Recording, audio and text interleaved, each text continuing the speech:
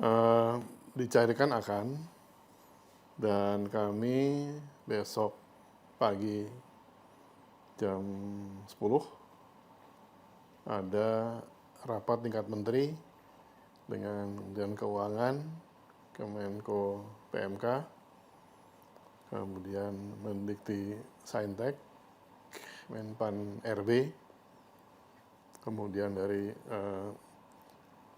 BKN dan beberapa instansi lain terkait dengan Tukin ini. Besok kita akan bicarakan dan kita akan putuskan tentang pembayaran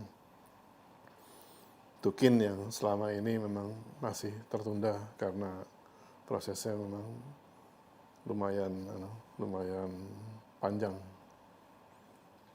Dan ini apa ada pengaruhnya begini Pak Menteri? Karena dari sebelumnya ini kan Kemendikbudristek dan sekarang ada perpecahan, ada beberapa kementerian pendidikan. Apakah ini mempengaruhi pencairan dana dari Tukin tersebut Pak Menteri? Eh, Bukan dari pencairannya, tapi dari mekanismenya. Jadi waktu Undang-Undang ASN itu diterbitkan, ya, tahun 2015, maka ada pengkategorian dari pegawai negeri. Jadi ASN dari atas 2 kategori, ada PNS, ada P3K. Nah, untuk ASN itu sendiri ada yang menangani bidang-bidang yang sifatnya itu administratif, ada juga yang kemudian kita sebut dengan tenaga fungsional, lalu dosen. Nah, jadi dengan undang-undang ASN tersebut, maka dosen PNS itu mendapatkan tunjangan, mendapatkan gaji plus tunjangan. Juga yang non-dosen, yang administratif, yang ASN, yang PNS itu dapat gaji dan tunjangan juga. Nah, tunjangannya berbeda. Untuk yang pegawai administratif itu gaji ditambah dengan tunjangan kinerja. Kalau yang dosen itu gaji dan tunjangan fungsional dan tunjangan profesi.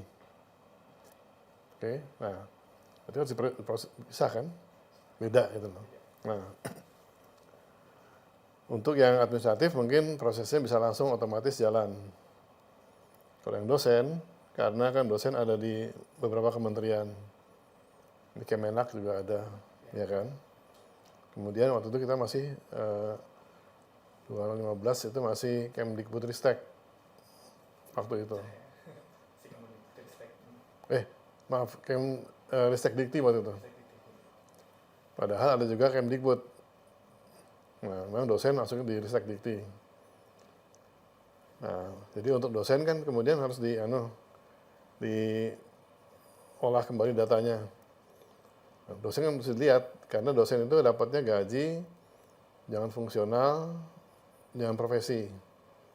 Nah, profesi ini itu diberikan kalau dosennya sudah punya sertifikat profesi dosen. Padahal saat itu masih banyak sekali yang belum tersertifikasi dosen. Jadi untuk pemberian tunjangannya masih dipikirkan bagaimana nih. Akhirnya diputuskan kalau gitu gini, yang sudah dapat sertifikat profesi dosen, yang profesi dapatnya, yang belum sertifikasi dosen supaya dapat juga pakai tunjangan kinerja. Dosen ada 2 nanti tuh. Yang dapat tunjangan profesi, karena sudah sertifikat profesi, yang ada tunjangan kinerja bagi yang belum punya sertifikat profesi. Nah, ini kan mesti dihitung nih. Karena perguruan tinggi juga macam-macam itunya kategorinya. Ya, ada yang satuan kerja, ada yang BLU, ada yang PTNBH. Nah, di masing-masing kategori juga ada yang sudah dapat sertifikasi dosen, ada yang belum. Mesti data betul nih semuanya nih. Nah, saat itu karena memang dosen itu di kategorinya dapat gaji plus tunjangan fungsional plus tunjangan profesi, maka tidak ada aturan untuk tunjangan kinerja sebetulnya. Tapi untuk mengisi kekosongan mereka yang belum dapat sertifikat dosen, dikasih tunjangan kinerja, tapi belum ada aturannya. Nah, maulah dibuat aturan untuk dosen supaya yang belum dapat sertifikasi dosen dapat tunjangan kinerja. Berproses lah itu. Nah, berproses, belum selesai prosesnya, keburu berubah menjadi Kemdikbudristek tahun 2019.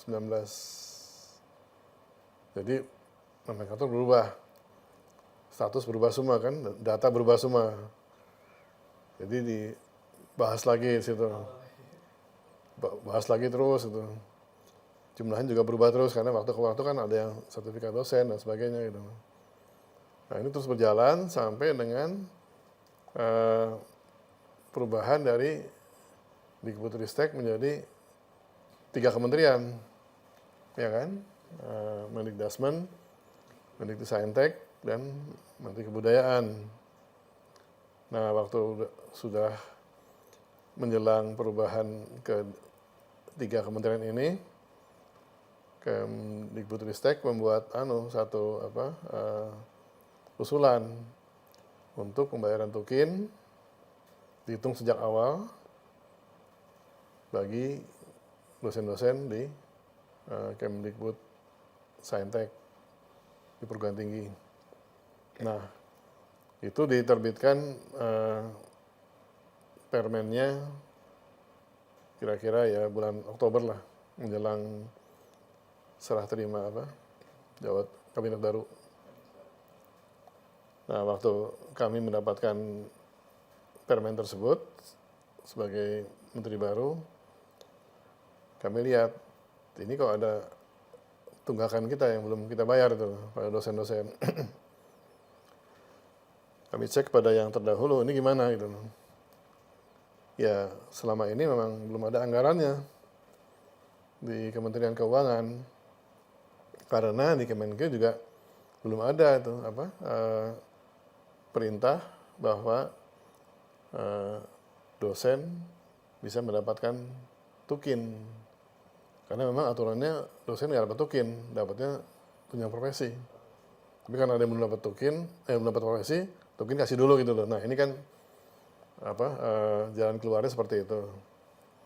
Nah, karena belum waktu kami masuk belum ada keluar itunya kepastian mengenai anggaran, bicarakan lagi dengan Menteri Keuangan, kita ajukan lagi.